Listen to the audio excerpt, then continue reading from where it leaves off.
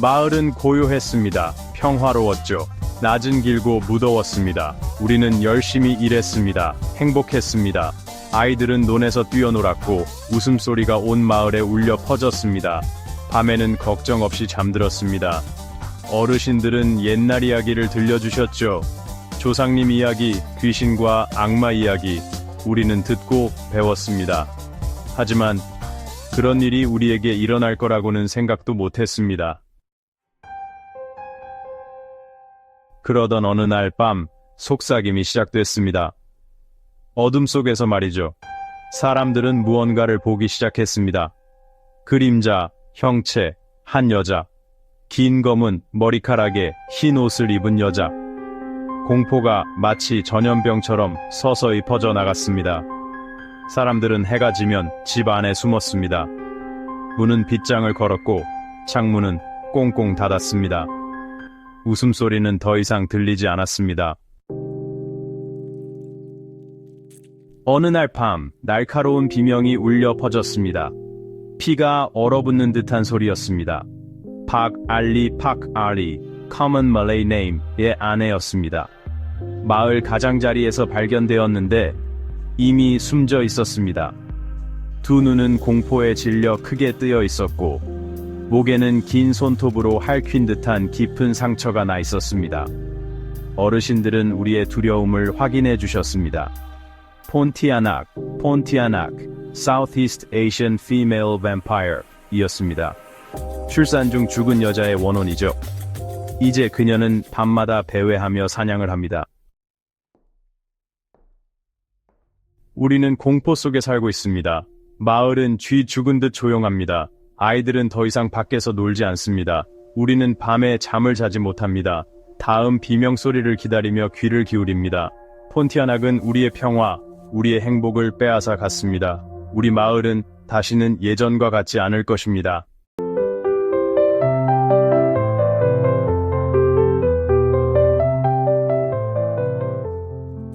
안개와 전설에 쌓인 일본의 깊은 곳에는 시간이 멈춘 듯한 숲이 있습니다.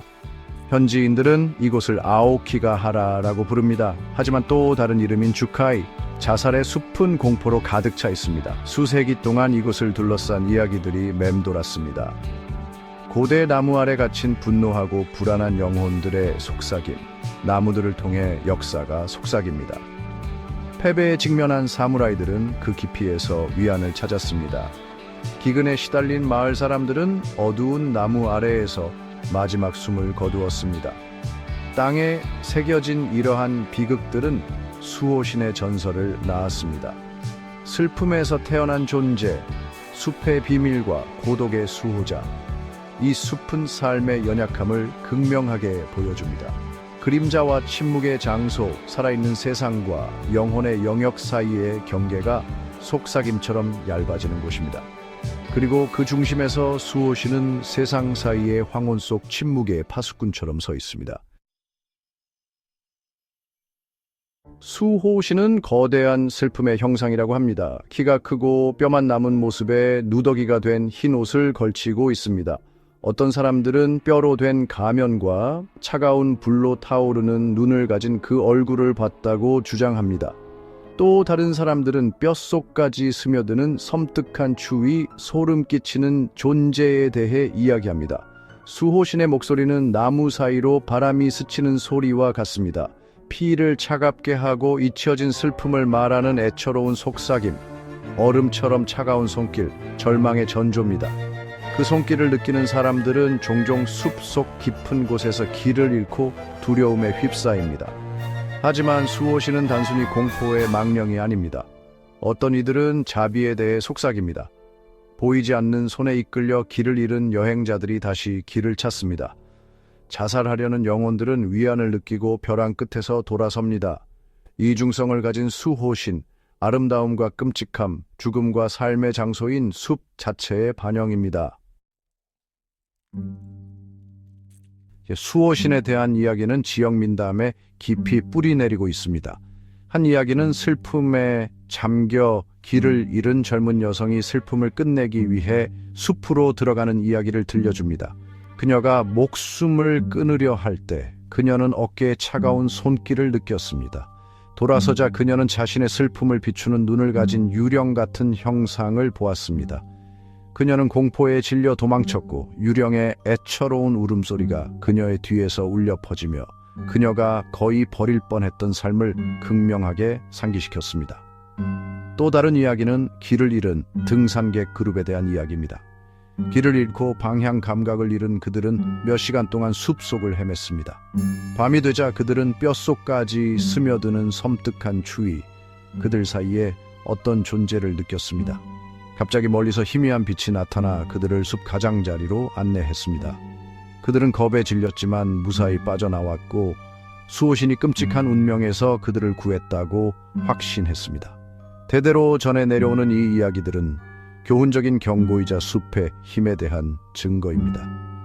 영혼의 세계가 결코 멀리 있지 않으며 가장 어두운 곳에서도 희망의 빛이 있을 수 있음을 상기시켜 줍니다. 전설과 미스터리에 쌓인 금단의 숲은 일본 문화에서 심오한 의미를 지닙니다. 살아있는 자와 죽은 자 사이의 장막이 얇은 두려움과 경외의 장소입니다. 죽음과 관련되어 있음에도 불구하고 이 숲은 또한 재생과 부활의 장소로 여겨집니다.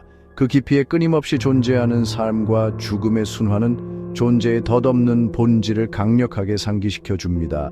수호신의 전설은 사실이든 단순히 집단적 상상의 산물이든 중요한 목적을 가지고 있습니다. 신성한 장소에서 조심스럽게 행동하고 자연의 힘을 존중하며 우리보다 먼저 온 사람들의 기억을 기리는 것을 상기시켜 줍니다. 슬픔의 속삭임과 재생의 약속을 담고 있는 숲은 계속해서 상상력을 사로잡으며 죽음의 직면에서도 삶은 계속된다는 것을 상기시켜 줍니다.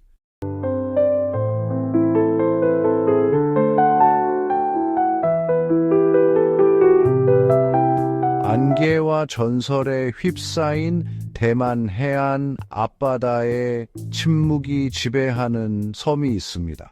심약한 사람이 갈 곳은 아닙니다. 이곳은 귀신섬입니다. 한때 북적이던 일본군 기지였지만 지금은 무너져가는 콘크리트와 녹슨 기계들만이 그 불안했던 과거를 증명하고 있습니다.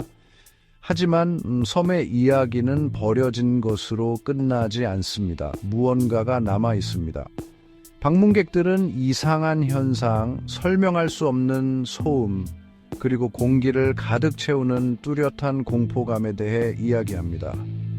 섬의 격동적인 역사에서 비롯된 자녀 에너지일까요? 아니면 우리의 이해를 넘어서는 더 사악한 무언가일까요? 원인이 무엇이든 귀신섬은 어떤 장소는 불안정한 고집으로 과거에 집착한다는 것을 극명하게 보여주는 사례입니다. 귀신섬을 여행한 사람들은 불안한 이야기를 가지고 돌아옵니다. 바람에 실려오는 disembodied voices, 속삭임, 부패하는 건물 사이로 스치는 그림자, 아열대의 열기를 무시하는 차가운 장소들, 갑작스럽고 설명할 수 없는 파도에 배가 부딪히는 어부들은 밤의 섬에서 나오는 유령 같은 빛에 대해 이야기합니다. 카메라가 오작동합니다. 전자기기는 설명할 수 없을 정도로 빨리 방전됩니다. 어떤 사람들은 보이지 않는 눈에 감시당하는 듯한 억압적인 존재감을 느꼈다고 주장합니다. 속삭임과 조용한 어조로 전해지는 이 이야기들은 초자연적인 현상에 젖어 있는 섬의 모습을 그립니다. 마치 전설 속 저승길, 황청이를 걷는 듯한 느낌이라고 합니다. 섬의 역사는 불안한 이야기의 온상입니다. 지역 전설에는 전쟁과 강제 노동의 희생자들이 안식을 찾지 못하고 불안한 영혼이 되어 떠돈다고 합니다. 어떤 이들은 이 섬이 우리 세계와 영혼의 세계 사이의 장막이 얇은 곳, 일종의 포털 위에 있다고 믿습니다. 한 유명한 이야기는 섬의 안쪽 너무 깊숙이 들어갔다가 다시는 볼 수 없었던 등산객 그룹에 대한 이야기입니다. 그들의 실종은 설명되지 않은 채 남아 있습니다.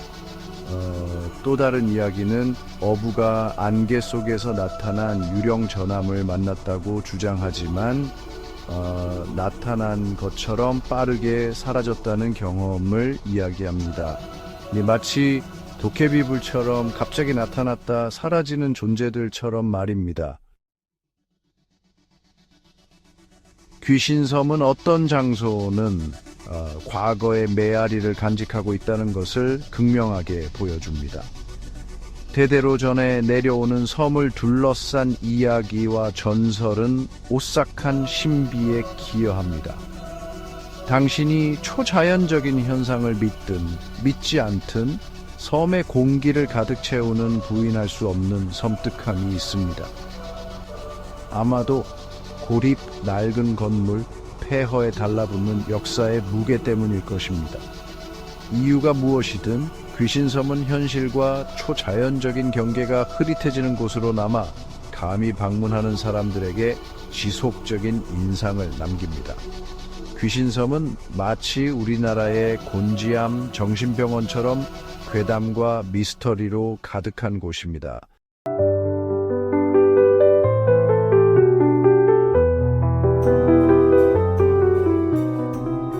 인도네시아는 수많은 이야기의 땅입니다. 밤이면 우리는 이 이야기들을 속삭입니다. 타오르는 불 주위에 둘러앉아 이야기를 나눕니다. 이 이야기들은 우리의 전통을 이어가게 해줍니다. 또한 그림자 속에 도사리고 있는 위험을 상기시켜 주기도 합니다. 그런 이야기 중 하나가 바로 쿤틸라낙에 관한 것입니다. 그녀는 원한에 사무친 영혼으로 영원히 고통 속에 갇혀 있습니다. 쿤틸라낙은 가볍게 여길 존재가 아닙니다. 그녀는 슬픔과 분노의 화신입니다. 그녀의 울음소리는 등골을 오싹하게 합니다. 그 울음소리는 경고라고들 합니다. 그 소리를 듣는다는 것은 그녀가 가까이 있다는 것을, 그리고 위험이 가까이 있다는 것을 의미합니다. 어떤 사람들은 그녀의 힘을 이용하려고 그녀를 찾습니다. 하지만 경고합니다. 쿤틸라낙을 함부로 대해서는 안 됩니다. 그녀는 당신이 통제할 수 있는 힘이 아닙니다. 그녀는 밤의 원초적인 절규이며 어떤 상처는 결코 아물지 않는다는 것을 상기시켜 줍니다. 여러분은 그녀의 외모를 보고 그녀를 알아볼 것입니다. 그녀는 종종 아름다운 여인의 모습으로 나타나지만 속지 마십시오. 그녀의 아름다움은 함정입니다. 아무것도 모르는 희생자들을 유인하는 방법입니다. 그녀는 긴 흰 드레스를 입고 있는데 보통 피로 얼룩져 있습니다. 길고 검은 머리카락은 등 뒤로 흘러내려 종종 그녀의 얼굴을 가립니다. 하지만 운 나쁘게도 그녀의 얼굴을 보게 된다면 결코 잊지 못할 것입니다. 그녀의 눈은 분노로 붉게 빛난다고 합니다. 그녀의 피부는 마치 묘비에 비친 달빛처럼 창백합니다. 어떤 사람들은 그녀가 희생자들의 살을 파고들기에 완벽한 길고 날카로운 손톱을 가지고 있다고 말합니다. 쿤틸라낙에 대한 가장 무서운 것은 그녀의 울음소리입니다. 그것은 부드러운 흐느낌, 바람에 실린 애처로운 속삭임으로 시작됩니다. 그러다가 점점 더 크고 더 강렬해져서 결국 수 킬로미터 밖에서도 들리는 피를 얼어붙게 하는 비명이 됩니다. 마치 초상집에서 곡소리가 울려 퍼지는 것과 같습니다. 쿤틸라낙은 어디에서 왔을까요? 그녀는 출산 중에 죽은 여자의 영혼이라고 합니다. 아니면 연인에게 배신당해 살해당하고 버려진 여자일지도 모릅니다. 그녀의 기원이 무엇이든 그녀의 분노와 슬픔은 그녀를 이 세상에 묶어둡니다. 그녀는 복수를 찾아 밤을 배회합니다. 어떤 이들은 그녀가 전생의 죄에 대한 벌로 남자들을 노린다고 합니다. 또 어떤 이들은 그녀가 자신이 가질 수 없었던 삶을 질투하며 임산부를 찾는다고 믿습니다. 이야기는 다양하지만 메시지는 동일합니다. 쿤틸라낙은 고통과 불의에서 태어난 존재입니다. 그녀는 죽은 자가 항상 편히 쉬는 것은 아니라는 것을 상기시켜 줍니다. 마치 저승길에 놓인 집신처럼 이승에 대한 미련을 놓지 못하는 존재입니다. 인도네시아의 모든 사람들은 쿤틸라낙에 대한 이야기를 알고 있습니다.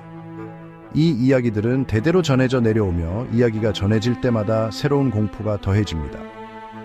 어떤 사람들은 나무 사이를 스치듯 지나가는 흰 형체를 보았다고 주장합니다. 또 또 어떤 사람들은 밤에 울려 퍼지는 그녀의 오싹한 울음소리를 들었다고 합니다. 심지어 원한에 사무친 영혼에게 공격을 당하고 핥히고 멍이 들었다는 이야기도 있습니다. 마치 밤길에 도깨비뿔을 만난 것처럼 사람들은 쿤틸란에게 이야기를 전하며 두려움에 떱니다.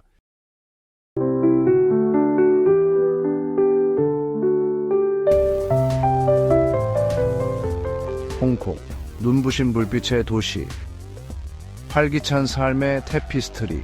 하지만 그 이면에는 어둠이 도사리고 있습니다. 유구한 역사의 도시는 고대의 이야기를 간직하고 있습니다. 뼛속까지 오싹하게 하고 영혼을 뒤흔드는 이야기들, 복수심에 불타는 영혼, 불안한 영혼, 그리고 끔찍한 만남에 대한 이야기들.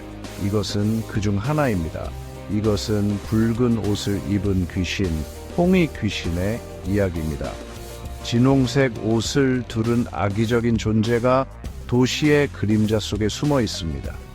그녀의 애처로운 울음소리는 밤에 울려 퍼지며 비극적으로 짧게 끝난 삶, 영원히 방황하는 영혼을 섬뜩하게 상기시킵니다. 전설에 따르면 아름다운 젊은 여성이 있었습니다. 강제로 결혼해야 했습니다. 그녀의 마음은 다른 사람에게 향해 있었습니다. 절망에 빠진 그녀는 스스로 목숨을 끊었습니다. 그녀는 선명한 붉은 드레스를 선택했습니다. 마지막 저항의 행위, 이루어지지 못한 사랑의 상징. 이제 그녀는 도시의 잊혀진 구석을 배회합니다. 그녀의 붉은 드레스는 어둠 속에서 빛처럼 섬뜩한 신호입니다. 그녀의 길을 건너는 사람들은 불행을 맞이합니다. 어떤 사람들은 그녀가 복수를 원한다고 합니다. 어떤 이들은 그녀가 평화를 갈망한다고 믿습니다. 마치 처녀 귀신처럼요. 숨죽인 목소리로 이야기가 넘쳐납니다. 택시 기사들은 빨간 옷을 입은 여자 이야기를 합니다. 그녀는 택시를 씁니다. 택시를 타는 동안 사라집니다. 빅토리아 피크의 등산객들은 잠깐의 목격을 보고합니다. 붉은색의 섬광, 소름 끼치는 비명, 한 이야기가 눈에 띕니다. 친구들이 인적 없는 길에서 그 여자를 만납니다. 그녀는 도움을 요청합니다. 그들이 다가가자 피가 얼어붙습니다. 그녀의 얼굴은 고통과 부패로 일그러져 있습니다. 그들은 공포에 질려 도망칩니다. 그 이미지는 그들의 마음에 새겨져 있습니다. 마치 망태 할아버지 이야기처럼요. 그녀는 진짜일까요? 우리의 집단적 상상의 산물일까요? 아니면 세상 사이에 갇힌 진짜 영혼일까요? 붉은 옷을 입은 귀신은 수수께끼로 남아 있습니다. 그녀의 이야기는 홍콩 민속의 바탕에 엮여 있습니다. 그녀는 도시의 귀신 들린 과거를 섬뜩하게 상기시킵니다. 공포의 힘에 대한 증거입니다. 그리고 냉혹한 경고입니다. 어떤 비밀은 그림자 속에 묻어두는 것이 좋습니다. 도깨비 불처럼 영원히 꺼지지 않는 불꽃으로 남아있을지도 모릅니다.